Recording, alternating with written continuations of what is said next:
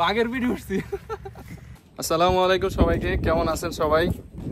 আজকে অ্যাগেইন আমি আর তরিকুল ভাই যাচ্ছি, আমরা যাচ্ছি প্লানের বাজারে। তো চলে আসছি খেওয়াঘাটে, সেই দেবরাজ খেওয়াঘাটে। আজকে নদীতে বেশ মোটামুটি পানি আছে বলা যায়, আর অনেক দূরে বৃষ্টি হইতেছে। যদি এই দিকটা যদি দেখেন, বেশ নীল হয়ে আছে আকাশ। নদীর ভিতরে বৃষ্টি হলে ঠিক এরকম দেখা যায়। আর আমরা এখন অপেক্ষা করতেছি নৌকায়, বলা যায় এই খোলা টলারে ওঠার জন্য, কিন্তু কোনো যাত্রী নাই। কয়জন হইলে স্যারে? 4 জন হইলে এক একজন কয় টাকা ভাই? 10 টাকাতে 40 টাকার একটা ম্যানেজমেন্ট হইলে ছেড়ে দেবে। এরপরে আমরা আবার ভিডিওটা কন্টিনিউ করবো ইনশাল্লাহ। দেখতে থাকেন ভিডিও। আজকের ভিডিওটা মনে হয় একটু ইন্টারেস্টিং হতে যেতেছে। এই যে সেই যে টলারটা ওইদিকে দেখেছিলাম ব্লগে, এই টলারটাতে আমরা পার হইতে যেতেছি। এটা হচ্ছে নদীর ওপারে যাবে, প্রতি নেয় 10 টাকা করে। এবং এই জায়গায় মোট 4 জন লোক যদি হয় তাহলে এটা ছাইড়ে দেয়, কিন্তু লোক হইতেছে না, এই কারণে আমরা 2 জনই আরো 2 জনের ভাড়া অগ্রিম মানে কি বলে এক্সট্রা পে করবো, আর সেই কারণে টলারটা ছেড়ে দেবে। আমার পিছনে দেখতে পাইতেছেন যে নদীতে বৃষ্টি হইতেছে, অনেক দূরে, অনেক ঠান্ডা বাতাস আসতেছে, অনেক ভালো লাগতেছে।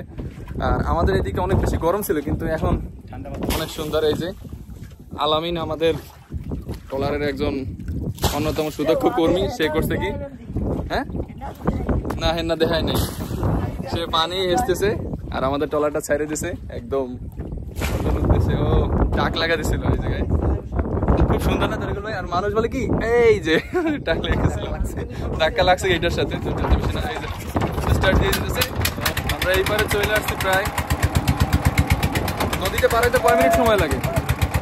2 থেকে 3 মিনিট সময় লাগে, খুব বেশি সময় লাগে না। আমাদের সাথে কে যোগ আছে? এই যে তরিকুল ভাইয়ের পরিচিত এক ছোট ভাই, বলা যায় আমাদেরও ছোট ভাই। আচ্ছা, আসসালামু আলাইকুম ভাই। আচ্ছা, রাকিব ভাইয়ের সাথে পরিচয় হলো। এই ভাই এই জায়গার স্থানীয়, আমরা একসাথে যাচ্ছি। খুব সুন্দর একটা পরিবেশ। যারা আর কি শহরে থাকেন, এই সাইডটা দেখলে বুঝবেন যে আসলে এই জায়গার ফিলিংসটা কেমন পাবেন যদি এই জায়গায় থাকতেন, থাকতেন। অনেক সুন্দর। আমরা ভাবছিলাম যে প্লানের বাজারে যাব, কিন্তু যে অবস্থা দেখলাম ভাবছিলাম ওই জায়গায় কিছু জাহাজ থাকবে, জাহাজ দেখানো যাবে, কিন্তু নদীতে জোয়ার থাকার ফলে, জোয়ার আছে দেখতে পাইতেছেন, এই কারণে কোনো জাহাজ নাই। এই কারণে আমরা চলে আসছি একটা পার্কে। আচ্ছা, এই পার্কটার নাম কি তরিকুল ভাই? তালুকদার আব্দুল খালেক ইকো পার্কে আসছি। জায়গার পরিবেশটা আসলে মোটামুটি ভালোই সুন্দর বলা যায়, নদীর পারে হওয়াতে দেখতেও সুন্দর লাগে। এই নদী থেকে জাহাজগুলো মূলত মোংলা বন্দরে যায়, আর মোংলাটা খুলনা রুট হচ্ছে এটা। একটা ট্রলার গেছে, আমি যদি ব্যাক ক্যামেরায় দেখে এই জায়গায় দেখতে পাবেন ঢেউ। আমি একটু নিচে নামার ট্রাই করি, অনেক বেশি ঢেউ হইতেছে, হয়তো মোবাইলে এতটা বোঝা যাইতেছে না।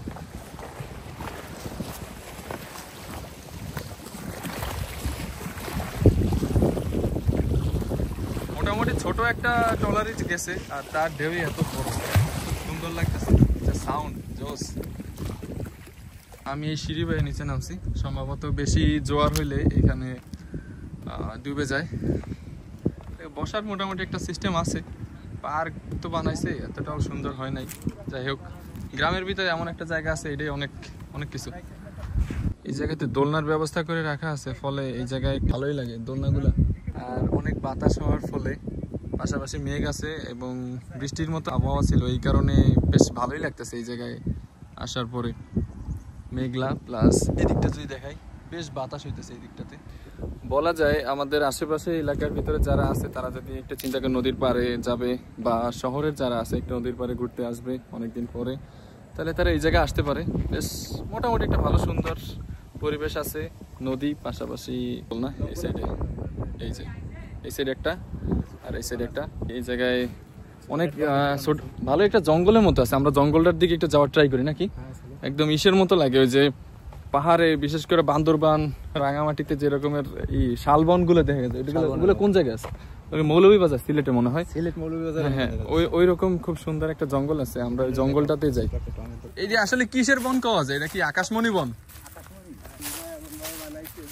আরে বাঘের লেজ তো কি হয়েছে, এটা বাঘের লেজে কাটা বের হয়ে গেছে, কেন সাপের লেজের কাটা বের হয়েছে, ওরকম রড বের হয়ে গেছে।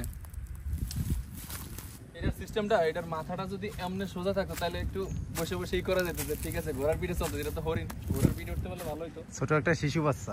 কিরা আমি? হ্যাঁ আমি তো বাচ্চাই তো। এটা বেশ সুন্দর, তবে এই জায়গা থেকে এটার কানটাও মানে ছিঁড়ে কে জানি নিয়ে গেছে, দেখেন এটার কানটা ছিঁড়ে নিয়ে গেছে। এই পাশে ঘুরান, কান নাই, একটা কান আছে আর একটা কান নাই। তাকে এটা আজাব না নামে যাই। আমি বাঘের পিঠে উঠবো, চলো না আসেন। বাঘ মামা থাবা দিচ্ছে। আমি আগে যাই, দাঁড়ান। দাঁড়াও একটু সোজা করি। না না, ওর ঠেকে দাঁড়ান, কিন্তু এটার উপর উঠবো কেমন? উঠে দরকার নেই, পড়ে গেলে সমস্যা। আসলে এটাও ভেঙে যেতে পারে, এটা অনেক বছর বয়স হয়ে গেছে, ভেঙে যেতে পারে। এমনি ওইও দেরি বাঘের পিঠে উঠছি। বাঘ এসে একটা মানুষ উঠছে যে কষ্টে বাঘ হা কইরা চিৎকার শুরু করে দিছে। চিৎকার দিছে? না না, ওটা তো তোমাকে ভয় দিতেছে, বোঝো না। আমি সুন্দর একটা এইগুলোর উপর ওঠার পরে আসলে সুন্দর একটা জিনিস দেখা যাচ্ছে। এই ব্লগের ভিতরে এসব দেখাইতে না ভাইয়া, এই কি সুন্দর জিনিস, কিন্তু খারাপ জিনিস দেখানো যাবে না। এবার আছে হাতি, জিরাফ। আয় হায়, হরিণের দি করুণ অবস্থা। হরিণের করুণ অবস্থা। তবে এই জায়গার রাস্তাটা কিন্তু অনেক সুন্দর। তোর একটু উপরের দিকে দেখা গেল তো। এই পথগুলো আমার মনে হয় বৃষ্টির দিনে খুব সুন্দর লাগে। মানে অনেক সময় হয় না যে অনেক বৃষ্টি পড়তেছে আষাঢ় মাসে, আর ছাতি মাথায় কেউ যাইতেছে এই জায়গা থেকে, দুইজন দুই পাশে, আহারে কি সুন্দর রোমান্টিক ব্যাপার স্যাপার। এই কি হাতিরও তো সুরের অবস্থা খারাপ। আমার মনে হয় এই জায়গায় আঘাত করা হয়েছে, নাহলে এইভাবে এই জায়গা দিয়ে ভাঙবে কেন?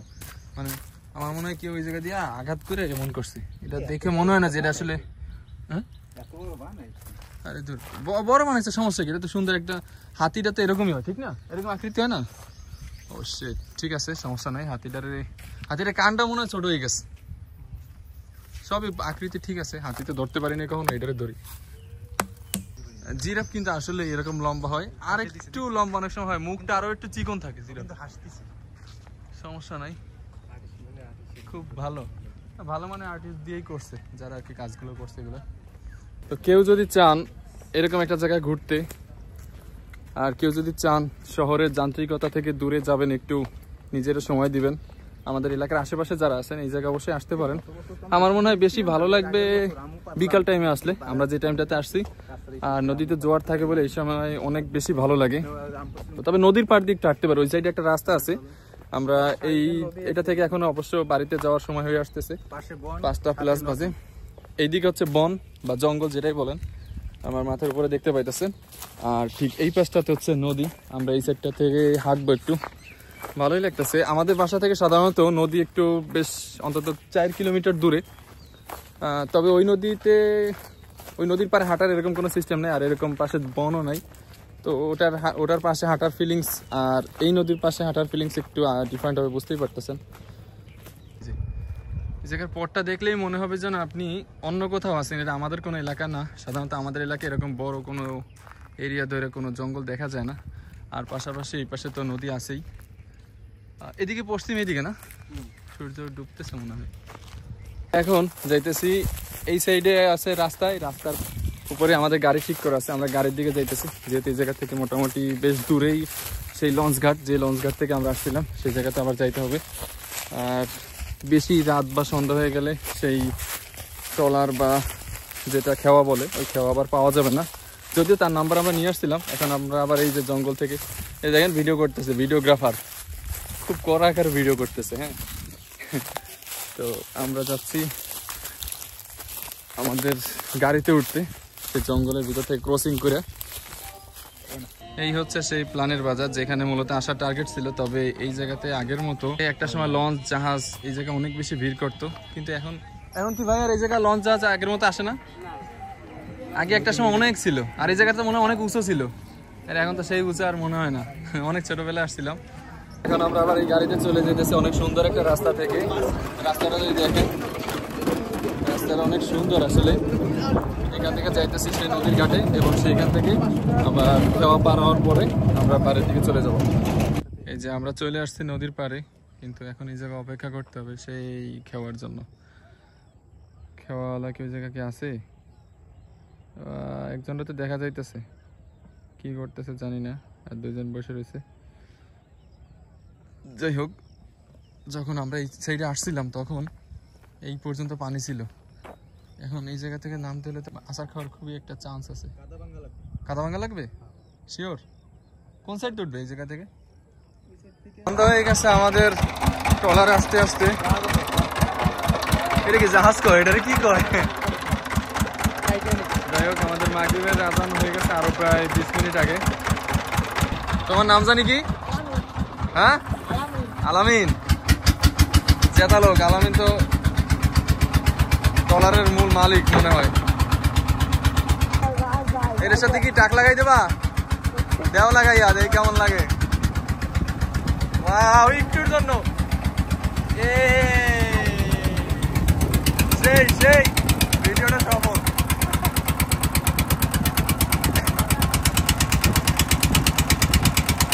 ঠিক আছে, সবাই তাহলে ভালো থাকেন। আমরা এই জায়গা থেকে এই ভিডিও থেকে বিদায় নিতে চাই, কারণ লাইট একদমই কমে যাইতেছে। আর সবাই ভালো থাকবেন, আমাদের জন্য দোয়া করবেন যেন এরকম ভাবে ভিডিও আরো বানাইতে পারি। আল্লাহ হাফেজ।